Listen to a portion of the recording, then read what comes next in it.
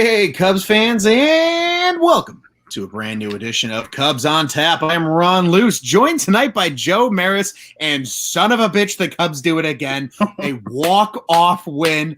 I've got my jersey on. Jason Hayward with the 3-run bomb to end it in extras. But before we dive into all the action, Joe, how are you doing, sir, after this? Admittedly, a little boring Cubs game up until the 10th inning, but all things considered, Cubs W, how you feeling? Hey, we got free baseball. Can't complain about free baseball. That's not included in the sports package when you're paying DirecTV and Xfinity. But hey, I mean, somebody's got a horseshoe up their ass lately, and I'll shove it up a little farther if this will continue. Absolutely, so, this has been so much fun to watch. It has, man. They've just been, again, a team that is a shell of itself from the start of this season. Has just been incredible. And yes, Dope Redbeard, you nailed it, brother. Jason Hayward, what a guy. What a guy indeed. And like, I didn't think I was going to wear this jersey much the rest of the season, but I found a reason to break it out of the closet. Yeah, I've actually worn it a couple of times. I like Jay Hay. I've always been a big Jay Hay guy, but it felt like a little irrelevant lately, but he was relevant in this one. A hell of a game for the Cubs tonight. And just what a winner overall that we're talking about tonight, Joe, because, early in this game, Ian Happ hits an absolute bomb to right field. I think they said 444 was the estimated distance for him on that hit. Mills, all things considered, looked great tonight. The only mistake he made was the Joey Votto home run.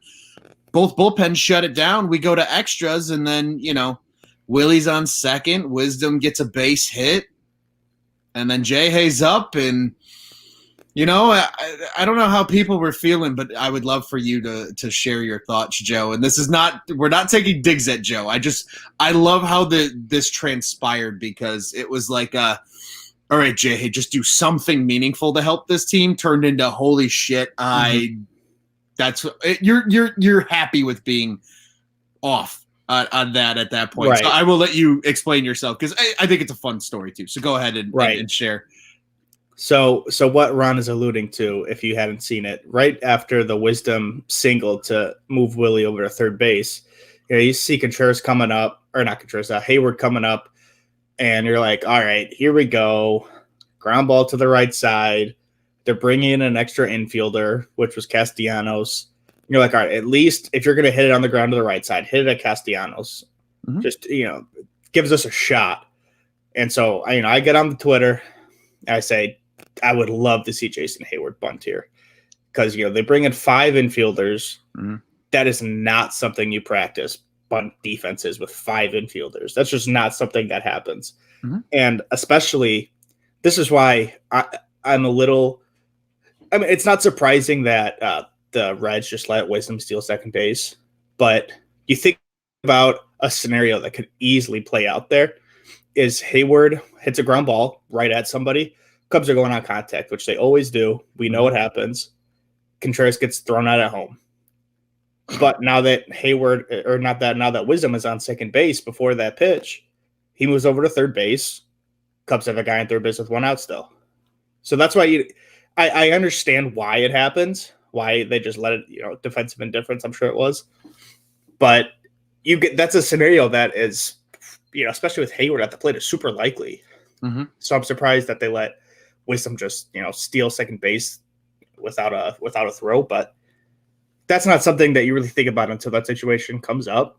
And I'm sure we really haven't seen a ton of that with the new extra inning rule, but something that definitely could easily come into play. But like I said, I wanted Jason Hayward to bunt.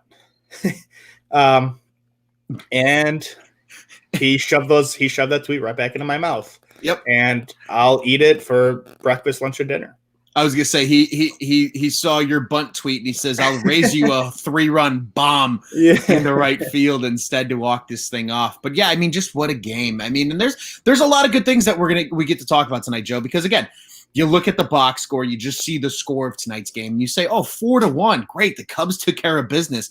But then you see, "Oh, it's an extras," and "Oh, wow, they walked it off." So it's like, okay, so it was a really boring game then, otherwise, all things considered. And I mean, the Cubs only managed 4 hits tonight as a team. And 2 of those were in the 9th inning. Yeah, and I was exactly Wisdom's and Hayward's and Happ's home run, and then Alcantara had a base hit as well. But otherwise, the Cubs' offense very anemic tonight. And truthfully, On the other side of the house, not much different.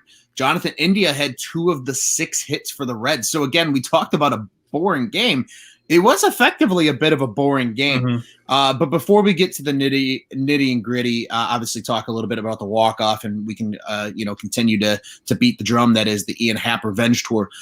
Alec Mills, Joe, had an incredible game tonight. 6 innings, 4 hits, only the 1 earned run. He only walked 1 batter tonight, and he struck out 3. And mind you, he did all of that on just 73 pitches. I mean, realistically, if, and this might be a big if, but if Andy Green and company felt good about him going through the order another time, Mills had a shot to probably make it into the 8th inning in this game. But all things considered, again, the only mistake he made really all night was the Joey Votto home run. He looks sensational yet again. And I'm, again, going to remind people to head over to www.ontazsportsnet.com, go to the little search bar, type in Alec Mills, and you'll see Joe's great article about consistency and every team needing an Alec Mills come up.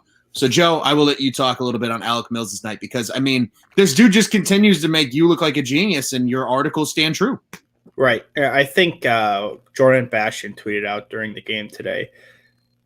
Alec Mills, here it is right here. In his MLB career, Alec Mills now has a 3.81 ERA as a starting pitcher. He has appeared out of the bullpen, 25 career games out of the bullpen, 5.24 ERA there. But as a starter, 3.84 ERA with 144 strikeouts to 44 walks. Almost 200 innings. He's nearing 200 innings. That is just as solid as they come. Like you don't find guys like that to fill in the back end of the rotation. Yeah. Like you think back to 2016, obviously the gold standard. It's not easy to find guys like John Lackey and Jason Hamill the way they pitched in 2016 to fill the back end of your rotation. Absolutely. So if any team in the MLB look at Alec Mills as their 4th or 5th starter, they're signing. That's just check. You're not even thinking about it. He is unbelievable. He can do so many things. I mean, he's had a nice little stretch here, and you could see he's quick on the mound. We talked about this last night with Wade Miley. Wade Miley had a great pace to him yesterday. Pitched great. I mean, he's a great pitcher. Not only there's that too, but Alec Mills just goes out there and gets it done. Like, give me the ball. He moves quick, and he keeps his defense on their toes because they know the ball's coming in play, and they're ready to make plays for him. So Alec Mills has just been incredible, and I think you're probably right about the they don't want him to go 3 times through the order, but and they didn't end up actually pinch hitting for him, so they just straight up took him out of the game. One thing I did like though is that they put Rowan Wick in the game in the 7th inning. Yeah, presumably he is your closer right now, but you're like, all right, we got high leverage spot right here in the 7th inning. The Cubs don't have a designated closer, although everybody will tell you it's Rowan Wick. But the high leverage spot with the top of the order coming up, they put Rowan Wick in there. And he got out through 2 innings, did a very nice job. And then you piece it together at the end there. That's just what you have to do, especially in these situations. You don't have Craig Kimbrell locking down the 9th inning anymore. So absolutely. I'm really happy with the pitching today. Yeah, likewise, man. And that's exactly what I was going to mention because Rowan Wick, you mentioned him coming in the 7th inning. He ultimately goes 2 innings in this one, gives up 2 hits, but otherwise a very clean sheet from him. And then how about Cody Hoyer just getting it done? No hits, no runs, no walks, Ks 2 in 2 innings of work. He's ultimately your winning pitcher. And in a high leverage situation yet again, just Cody Hoyer is just continuing to be such a pleasant surprise. I know everybody, when focusing on that Craig Kimbrell trade, says, oh, yeah, they got Madrigal. It's Nick Madrigal is the highlight of that trade. And everybody's like, oh, Cody Hoyer is just a throw-in piece. No, he wasn't. The Cubs clearly saw something they loved in him, and they knew they could tinker with it, his delivery or whatever it was, just a little bit, because he's been lights out since he joined the Cubs. And I would like to make note of this because you and I talked yesterday, and we talked about Cody Hoyer and his sparkling ERA as a member of the Chicago Cubs. It just got even more sparkling, as a matter of fact, Joe, because now in 17 games, he is 3-1 with the Cubs. He has 4 holds. He has a save. And in 20 innings of work, he has a .90 ERA as a member of the Chicago Cubs since that trade happened. Wow. He has been electric And I am so thrilled that he is going to be a part of this bullpen for the near future because he's also still really young. I think he's only 25. So, I mean, just to hammer what you said there, right? I mean, just pleasantry from the bullpen tonight. 6 hits only given up, only the 1 run. I mean, just impeccable. And you only had to use 3 arms. I think that's the even better part because you have an off day tomorrow. So anybody that pitched today gets the rest, and that being Wick and Hoyer in this case. And effectively, if you really needed those guys on Friday, they probably could at least give you an inning on Friday. I don't expect either one of them to go 2 again necessarily, but you have them at least probably out of the pen for 1 inning on Friday. So you have an entirely healthy bullpen. And, I mean, what should be a very competitive series, all things considered, the way the Cubs have been playing lately with a very good San Francisco Giants team. And maybe the Cubs can surprise some people this weekend. Who knows? And obviously we'll talk about the real storyline of that series this weekend here in a little while. But we'll continue to focus on this game because, again, we'll get to that walk-off hit here in a second. But how about Ian Happ, man? I mean, this guy just continues to put it together. Entering today's action, and this doesn't even include today's action, entering today's action, he was hitting .397 in his last 19 games, and he had 5 3-hit games in that time period. He is just on another level in terms of hitting the baseball right now. And again, we talked a little bit about the whole Eugenio Suarez comparison of, can Ian Happ give you a 220, 230 average, but hit for high power? If he can keep this up over 162, now all of a sudden Ian Happ's looking like the guy in the 60-game season that gave you a 287 and could legitimately be an important part of this lineup, at least in 2022, and, going from there then maybe on a year-to-year basis. But, I mean, Joe, how many times are we going to mention this guy's name the rest of the season? But just Ian Happ has been on an absolute tear hitting the baseball. Mm-hmm. And ironic, friendly competitor in the market of ours, Bleacher Nation, they just tweeted, or I believe they just wrote an article the other day talking about Ian Happ and his cheap home runs going into the basket. And then he nukes 444 tonight to just kind of be like, I see you talking about me. I'm going to take care of business because that thing was a tank. So, Joe, I'll turn it back over to you, man. I mean, just Ian Happ, what a run this dude's on. Right. I mean, we'll talk about him as much as we need to. I'll do it endlessly. He's doing it, his head, he hits the home run, his head is down. Nobody is surprised with what he's doing right now. And I think that's why everybody is so frustrated, most of the season, is because his floor is better than what we were seeing for most of the season. Yeah. So it's nice to see him just bust through that floor and bust through the ceiling for right now. I saw, I think his OPS plus was hanging around like in the 60s, 70s for most of the season. And over the last, month and a half, he raised it to now it is at 100, which is league average. 100 is league average. It is unbelievable to think where he started to where he's at now. Because you're looking, in a vacuum, you look at his 2021 numbers, and you're like, okay, that's a very typical season, especially nowadays. Absolutely. But you look at it a little closer, and you see what he's done here. I mean, we're approaching now where it's not a small sample. A month and a half is not a small sample. No, not at all. So, not at all. Yeah, Joey in the comments. Jumping in our comments here. Happy Ian, happy life, and I mean, Joe, I got some stats for you. I know you and I are big stat guys. Hit me. This is via Talkin' Baseball on Twitter. We'll give credit where credit's due here. But in the last 24 games, Ian Happ is 33 of 89, which is good for a 371 average. He has 7 2-baggers, 10 home runs, only 5 walks, which, whatever. He's hitting the baseball. I don't need him walking if he's hitting nukes. And an OPS of 1.191. In 24 games. So like you said, Joe, this isn't a simple little dinky small sample size. This is almost a month of baseball that he is really, outside of his teammate Frank Schwindel, probably one of the hottest hitters in the National League right now. Yeah. Given, just the way he's been performing. And again, like you said, I love the fact that the way you put it with how people have felt about Ian Happ this year, because people are frustrated with Ian Happ. Well, people are frustrated with Ian Happ because they know the talent's there. Like, It's like the epitome of like, you remember when your parents would get mad at you and they'd be like, the only reason I got mad at you is because I care. Like that's how I think Cubs fans feel about Ian Happ, because Definitely. you know the talent's there. We've seen the flashes over the last handful of years that he's been with the team. You know, we know there's potential. Hell, early last season, he was an MVP candidate in the NL for probably at least the first half of that 60-game run. Like, people know the talent's there. It's not a matter of the talent being there or not being there. It's just a matter of him being consistent with said talent. And if he, again, can do what he's done really over the last 3, August, September timeframe of the seasons, because he was really good in 19 when he came back from the minors. He was really good in 2020. Even with the cold stretch, he still hit 287, I believe, for the year.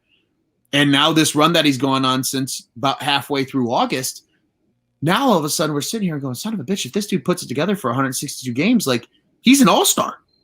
He has to be, right? I mean, he's been that good. So I love everything that you had to say think, with Ian Happ, because, again, we'll beat the drum as we need to beat the drum. But if the guy continues to hit and play hot, we're going to continue to, applaud him and doing what he's doing. I don't know if his head-to-head matchup of his compound co-hosts had anything to do with him feeling the need to take a little bit of the spotlight back from them today. For those that don't know what we're talking about, Dakota Meckes is a AAA pitcher right now with the Iowa Cubs. Zach Short, who is a former Cubs prospect, obviously now in the Detroit organization, he's currently with their AAA team. So those two got to square off last night with ultimately with Meckes being the winner, getting Short to, I believe, pop out to second base. But Short even squared up a bunt on the first pitch, and you saw both of them kind of snicker at each other and give a good little laugh. So little side story there. But again, Ian Happ related, and again, we're talking highly about Ian Happ. I have to share, Joe, before we bring up the actual walk-off hit by Jason Hayward. But our buddy here, Scott from Iowa, the whiskey might be talking, but I'll say it anyways. If the core wasn't traded, we would be in ... the playoffs this year. # cancel the rebuild win now. You never know. And honestly, Scott, I feel you to an extent, and I really think, and we've talked about it a little bit here at Cubs on Tap, I really am a big believer that the pressure of the 2021 headlines going into this season really screwed with the Cubs, just in general, because everybody knew the extension talk was a huge topic, and the media just continued to pound that to, I mean, again, this team was in first place at one point. This wasn't a bad ball club, but then they had just that bad stretch at the worst time possible, and that turned them from contenders into sellers, and ultimately it resulted in, I at least in my memory as a baseball fan, literally the most epic sell-off a single team has done at a trade deadline in maybe MLB history. So now this team doesn't have that pressure anymore. They're just playing loose. They're playing free. And I think that's why you're seeing some of these guys maybe play better. Maybe an Ian Happ took a lot of pressure on himself to try and help the team win early in the year, knowing what the contract situation was with, guys that I would at least believe he's friends with, right? I mean, you're friends with most of your teammates. There's certain guys that you certainly, you're teammates with, but maybe you aren't friends with. But most guys are pretty friendly with each other being teammates. So taking it from two college athletes right here and myself and Joe, so it's an interesting conundrum, right? It really does feel like this Cubs team could be in it if it wasn't for a sell-off. But then again, the storylines would still be continuing, unfortunately. And I think that wouldn't help this team play the way they've been playing, all things considered. So it was just an unfortunate circumstance, I think. But they've been playing great, and they've been fun to watch. Like you said, Joe, at the top of the show, like, this is fun. I don't care that they suck and aren't making the playoffs. Like, at least they're fun to watch. Like, all of us were sitting here at Cubs on Tap after that sell-off, and we were talking amongst ourselves going, how the hell are we going to cover this team the rest of the year? Right. Like, they might lose 100 games. But no, that's not the case. Like, they're actually fun to talk about. And we can put together still on a nightly basis 35 to hour-long shows talking about this group and the guys here and things like that. But, Joe, transitioning a little bit now to well, if you don't mind, I got something. Oh, please do. I just kind of spinning that a little bit. I think it's a credit to the coaching staff, obviously the players as well, because the coaching staff can do everything they'd like, but you still need the players to go out there and execute. But absolutely, I think the thing that makes me really optimistic for next season. Not to say that makes me think, or that I think they're going to compete or be at the top of the division necessarily, but you're not going to see a lot of turnover in this coaching staff in the offseason, because I think these guys are showing right now that they have that. Like, they are unbelievable coaches. Like, we're seeing Ross go down with COVID. Andy Reid's come up, done a really nice job. He did a nice job handling the bullpen today. He's for crap for Ross. You're right. I mean, I agree. Like, he's done an unbelievable job, and I think you're seeing these guys. They're getting the best out of these guys that nobody's ever heard of, and that's obviously a lot of credit to the player, but it's also credit to the coaching staff, because this is when it's so easy to just mail it in.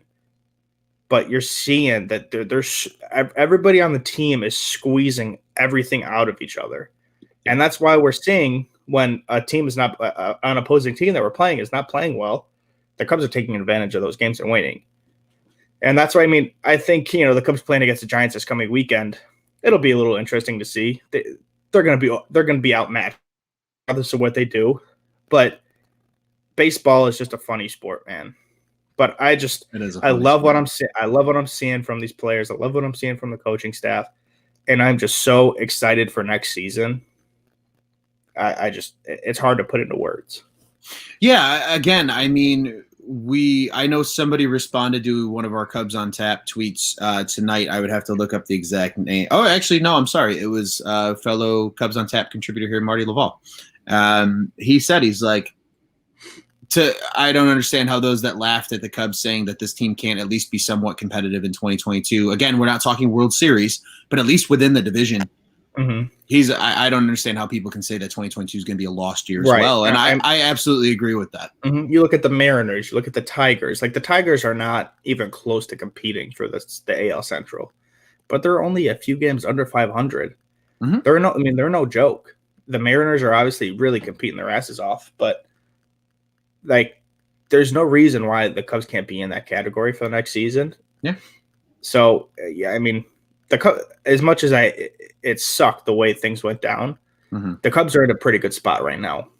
Absolutely. I totally agree with you. I think they have the right people in the right places. I think Hottovy just continues to look better and better as a pitching coach each season.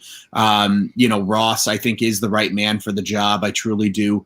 Agreeing with what Scott from Iowa had to say. And even what Dope Redbeard said in our comments. I'm not going to put it up on the screen, but I'll read it. Comment from Aaron. But it's just so much more enjoyable to watch this than what could have been, had this team been ready to lose 100 games and just be totally terrible. But, again, you got guys that are competing for jobs in 2022, whether here or with other teams. And, they're going to compete their ass off. Like you said, that compete level is still there for this Cubs team despite their record. And that's fun to watch. It doesn't matter that the record is what it is right now. We went through our suffering with the 11-game losing streak and ultimately the sell-off. But now it's, we can be excited about, hey, they're playing fun baseball to watch, and there's storylines within that fun baseball that are still going to be relevant in 2022 for this Cubs team. So it's things that it's not just, okay, they're just stopgaps for this season, and then, next year is going to be, a total reset. It's no, some of these guys are going to be with the team and needing to, actually do something to be, they're going to be meaningful next year. Cody Hoyer is going to be with this team next year doing good shit. Manny Rodriguez, same thing. Alec Mills is probably still going to be around next season. And those are Rowan Wick. Hell, the 3 pitchers we saw tonight are probably guys we're going to see quite a bit of in 2022. And I think that's a perfect example of that. So, Joe, I'm in absolute agreement with you. A couple quick comments here before we go ahead and talk a little bit about Jason Hayward's just absolute nuke of a home run. Joey chiming in, the Cubs are in much better position than the Reds, Pirates, and Cardinals with prospects and contracts. I agree. I mean, really, the Cubs, the only terrible contract still in their books is Jason Hayward, which tonight at least we can smile a little bit about him being on the team. All things considered, though, they don't have any crazy long-term contracts outside of Hayward. And even Hayward's only got, 3 years left on that deal? Maybe 2? I think it's 3. Maybe 2. Maybe it is 2. I think he's done after the 23 season, I think is when it ends. That sounds right. He's got 2 years after this one. But really, that's it. You got Kyle Hendricks, who's only making like $13 million a year, which let's all be honest, that's a steal for what Kyle Hendricks is. Right. And then that's really it. Like, this team doesn't have a lot of big name obligations or big money obligations. And they have a very good prospect pool that's going to be coming up and filling in some of these spots that the team needs to fill. And then just quickly, Scott from Iowa jumping in, saying, 100% he agrees with what Joey had to say. Then the 4 years after the contract ends of extras. Okay, so yeah, a little bit of money deferred on the Hayward contract, but they'll be able to live with that. I don't know how it works in baseball. I'll admit to this. I like to take pride, and I usually know how contracts and numbers work being a former accountant, but I'll have to do a little research into how the annuitized contracts and any deferrals affects the actual luxury tax year by year. But nonetheless, the Cubs still have a fuck ton of money to play with. There's the one F-bomb. Sorry, I had to make it explicit. But they still have a ton of money to play with after this season. Just think about the Cardinals, where they're at right now. Where do they go from here that really puts them over the edge? They have Adam Wainwright having an outstanding season for them right now. Who's like, 37 years old or some shit like that? I think he turned 40. But maybe. And they're paying, and they have cornerstone guys. They have Paul Goldschmidt, who's unbelievable, and they have Nolan Arenado, who is unbelievable. Where do they go from here? What else is going to put them over the edge? Yachty's got one more year left in him. Oh, there goes the Ortega jersey. There goes the Ortega jersey. Where do the Cardinals go from here? Realistically, what else can they do? Obviously they got Jack Flaherty, but the guy cannot stay on the field. When he does, he's unbelievable. Yeah. But what else can the Cardinals do? They have a couple prospects coming up, but they're losing Yachty after next season. Wainwright's got to be out eventually. Yep. And maybe he'll be out. Maybe he'll stay a little too long, and that ERA will start to just skyrocket. But who knows? The man's a wonder. But yeah, and the Pirates, they're still so far away from being relevant. Oh yeah. And the Reds have shown the ability.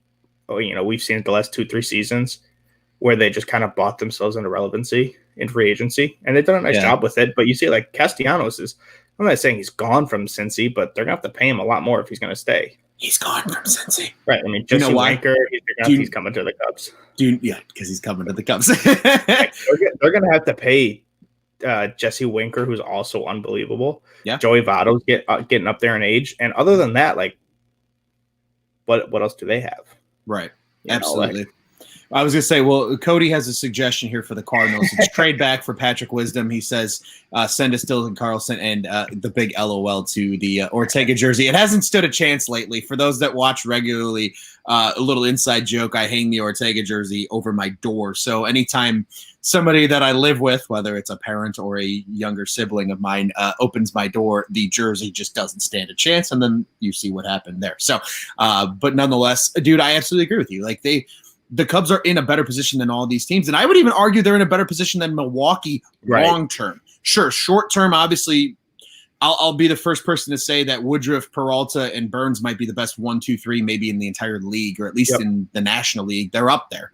But, overall, the sustainability, their minor league farm system is pretty depleted. They were, number 26 entering the season. They were lower than the Cubs entering the season in terms of, minor league system rank. And then on top of that, they have to every year fill in with low-level contracts, and they just hope they hit pay dirt with some of these guys. They have to function like a small market team because they are a small market team. And if it isn't for the Cubs fans traveling to Milwaukee, they can't keep the lights on. So, I mean, literally, I took a picture when I went up there with some of our friends here at OnTap Sportsnet for the White Sox series. They literally changed the parking price when the Cubs come to fucking town. Weekends and Cubs games. Weekends and Cubs is literally what the sign says. It's $5 more to park just because you're the fucking Cubs are coming to town. Literally, the Cubs fans keep the lights on in Milwaukee. So you can't sit here and tell me that the Cubs can't run away with this division. Maybe not in 2022, but potentially in 2023. I mean, shit. And then who knows by that point, maybe it's not just we're competing for the Central Division crown. It's, hey, maybe we're trying to make some fucking noise in the playoffs too. Right. So all things to consider. But we haven't even talked yet. We're approaching half an hour yet.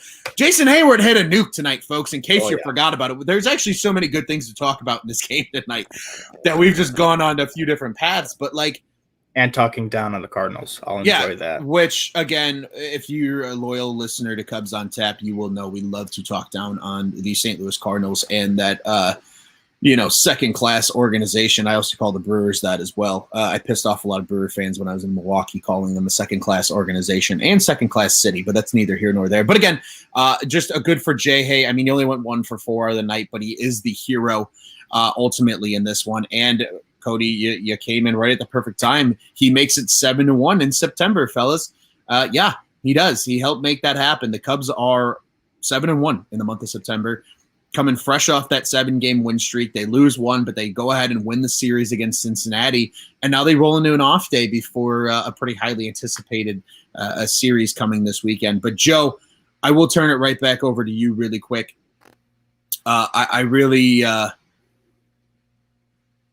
Joe, you remember the tweet? You laughed about it. Is what Cody is saying. I'll let you ponder on that one, but I will turn it back over to you real quick. Do you have any final thoughts on this one before we still enjoy the good old Cubs W here, but we go ahead and look forward as well? Yeah, so I think a good wrap up for this game that'll also kind of segue into the preview for the next game. Jason Hayward, Jesse Rogers tweeted this out. Jason Hayward talking about the game after today. He says, "This is my first time in my career being in the position to play spoiler. And it's a lot of fun playing good baseball, of course, but when you have some incentive to do it, it's nice to see some results." So Jason Hayward has been on – he's like Yasmani Grandal. The dude's in the playoffs every year. And so this is the first time where, they're kind of in that spoiler role, and they're embracing it, That's more motivation to go out there, and especially when they're playing the Reds, who have been – for a little bit there, they had a playoff spot. They were in that second wild card. So we're not. There's still a purpose for the rest of the season. Obviously, they got to go out there and perform. It's their job, but there's something. There's something special about going out there and playing spoiler. And I love that. They're not afraid to go out there and just say, "Yeah, we're playing spoiler right now." And the Giants are coming into town. Maybe they're back in second place by the time they leave town. Why not? Yeah. Why not? Why not play spoiler? And a fun little fact here for anybody that's standing watching. Yes, you are right, Scott. You are half a game off, though. The Cubs are 9.5 back of the second wild card spot in the NL. Sorry to happens. Yeah. That's a movie. But again, if the Cubs continue to enjoy their role of playing spoiler, they're naturally going to climb the standings at least a little bit. So who knows what could happen? Crazier shit's happen. Baseball's a weird game. Joe said it at the top of the broadcast. Baseball doesn't make sense a lot, and that's just kind of how it happens sometimes. But no, that is a great segue because I absolutely agree with you, Joe. Before we fully move on, I did find the tweet Cody was talking about. Beautiful. This was on August 31st. It says, "Believe it or not, the Cubs are 4-4 in their last 8. September 1st is tomorrow. I look at the schedule and I don't see why the Cubs couldn't have a close to 500 month to end the year and build momentum for next year." Everybody laughed at Cody. Everybody laughed at Cody. It was so I'm trying to think about what that just consider this real quick while you're thinking about what game it was that you and Joey did. It was really recent too. Right. It actually might have been, I don't know. It was really recent. I'm trying to recall which one it was. But right. They're already halfway to being 500 for the month, and it's only September 9th. Or not even. It's September 8th. It'll be September 9th if you're listening to this as a podcast. But, I don't know, man. Hey, hey, why not? Like I did earlier in the show, where eating my tweet with Jason Hayward should bunt here. I'll gladly take that. Or I wouldn't say take it back. I'll take some reprimanding. I'll take the consequences. All I'm going to say is, Cody, I can't wait until the end of September when the Cubs do finish above 500, and you can just quote tweet that tweet and just shove it right back in everybody's face. I'm so freaking desperately. And then also bring up the Addison Russell is one of the top reasons why we don't need Cody being publicly shamed on Twitter again for that one. That one, for anybody that didn't see that was a wild ride, and I know Cody remembers that all too vividly. But nonetheless, like you said, Joe, I think a perfect segue is Cubs playing spoiler for the Reds, who are very much in a wild card playoff chase, and So are the Giants, and that's who's coming to town this Friday because the Cubs are off on Thursday. So it will be Friday, a beautiful 1:20 start at Wrigley Field. You can't beat those. On September 10th, the Giants coming to town to play the Cubbies. You can listen or watch if you just happen to be in the Giants market. KNBR 680 is the radio network, and NBC Sports Bay Area is where you can watch that game. Normal Suspects in Chicago, 670 to score, WRTO 1200 and Marquee Sports Network. And if you are out of market, this game will be on MLB Network, so that'll be worth watching. The Cubs are trotting out right-handed pitcher Kyle Hendricks. He is 14-6 on the year with a 4.65 ERA and 118 strikeouts. And the Giants are tweeting out our favorite pitcher of all, TBD. They have not announced their starter yet. So kind of hard to pick matchups, and it might be a little harder to pick a Fly to W player. But, Joe, for some reason this game feels like it has significance that we haven't mentioned yet. And, that's right, because Chris Bryant comes back to town for the first time since the trade deadline. Oh, yeah, Chris is coming back. And honestly, I'll just go ahead and preface this. I think he's going to get a warm welcome. I can't wait to see the welcome he gets from the Wrigley faithful on Friday. It's going to be a beautiful day here in Chicago. The weather's supposed to be absolutely immaculate all weekend. So, hopefully for those that are true Cubs fans and you want to get out to the ballpark still one more time, this is a perfect game to do it, because if you loved Chris Bryant the way I think majority of Cubs fans did, even though I still don't think we deserved him, and the collective we, because I think there's some that did deserve him, he's back, and, you can give him a nice big round of applause and tell him that you miss him and wish him good luck on his, his postseason run with the Giants. But Joe, I'll turn it back over to you, man, for a little bit of a preview for Friday's game and a Fly the W pick as well before we get out here. And like you said, I'm really looking forward. I would bet my life that he'll get a warm welcome. Absolutely no reason why he shouldn't. But yeah, it's going to be weird. It'll put you in your feels. But KB is the fucking man. There's another F-bomb for the explicit. But yeah, he's just the man. So I'm looking forward to that. Just as far as the series, like you said, the Giants haven't announced the starter for Friday, so it's tough to go for a Fly the W pick. But I'll leave Ian half for you. I'll let you stay hot on that one. I'm gonna go Willson Contreras. I think Friday at 1:20. I know Cody likes to say it's a vibe. I think that's just gonna go great for Willson. He's slowly getting there. He's gonna catch his footing a little bit, and why not? We'll see. If it's TBD, it's probably not one of the top starters. So why not go out there? You got Kyle Hendricks on the mound. Go out there, get a win to start the series. Yeah. What better way than to start a new winning streak? They can make it 2 in a row and see what the hell happens the rest of the weekend. But I'm right there with you, man. KB going to get an absolute Scott from Iowa agreed. KB gets a warm welcome to the fans, and then the professor puts him on the bench with an 0-3. Yeah, I'm sure KB has faced Hendricks in spring training a bit, but sure. But I'm sure you'll see his frustration if KB fans a couple times. Yeah, no, I love that. And you know what? I agree. I am so excited for Friday. I'll be tuned into that game as well, with it being a beautiful daytime game. But Aaron, I am going to steal your pick, sir, because we didn't even mention this yet, but I know it was tweeted from the Cubs on Tap account this evening. Patrick Wisdom shaved his mustache, and I'm upset. So with that being said, because he did get a base hit tonight to, change the mojo a little bit. Again, we're not superstitious. We're just a little stitious. So Friday, 1:20 game. KB's back in town. I will second what Aaron has to say here, and I will take Patrick Wisdom to tie KB's rookie record with him in town. And I'm going to go so much as a bolder prediction for the rest of the series, and that Wisdom breaks it while KB's in town with his 27th before the end of the weekend. Here's a cherry on top if you want to put it on top of that bold prediction. Does KB give him a high five while he's around third? I low key kind of hope so. That would be incredible. I'm sure there'll be a little nod, acknowledge. Oh yeah, or even if it's just a tip of the cap, hey, touche, big pimp, nice job. Yeah. Yeah, it's good, funny stuff, man. But hey, who knows? I love that. I saw that come through in the comments, and I was like, I actually wasn't gonna go Ian Happ. I was gonna get back on the Schwindel train, or excuse me, my Schwinn bike. Kudos to to Joey here, our Cubs on Tap contributor, with that Schwinn bike analogy, and I know Cody absolutely loves it.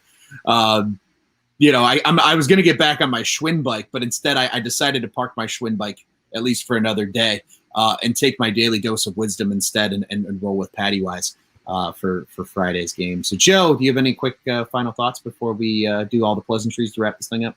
No, just let's keep playing spoiler, and hopefully my Father W pick is in the lineup. True. For those that didn't listen to yesterday's show, highly encourage you to do so.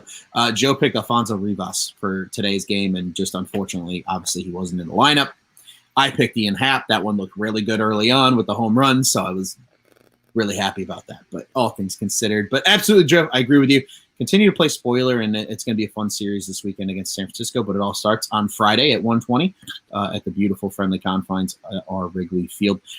Ladies and gentlemen, we thank you for joining us. If you listened in the live stream, if you're listening as a podcast, we hope you enjoyed the show as well. We want to remind you, Cubs on Tap is the official Cubs podcast of the On Tap Sports Network. You can go ahead and check out all of our great work over at www.ontapsportsnet.com and at OnTapSportsNet on social media.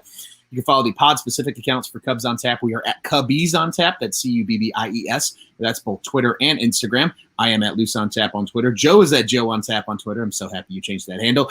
Follow all of our other great contributors here for Cubs on Tap as well. At Cody on Tap, at Juice on Tap, at Marty Laval, at The Riot 326, and all of those that do great work for us here at Cubs on Tap. Bears, Bulls, Blackhawks, all 3 seasons as well are going to get going here. So On Tap Sportsnet not only does Cubs, but we do all those teams as well. Bears start this weekend on Sunday. It's a big game against the Rams on Sunday Night Football.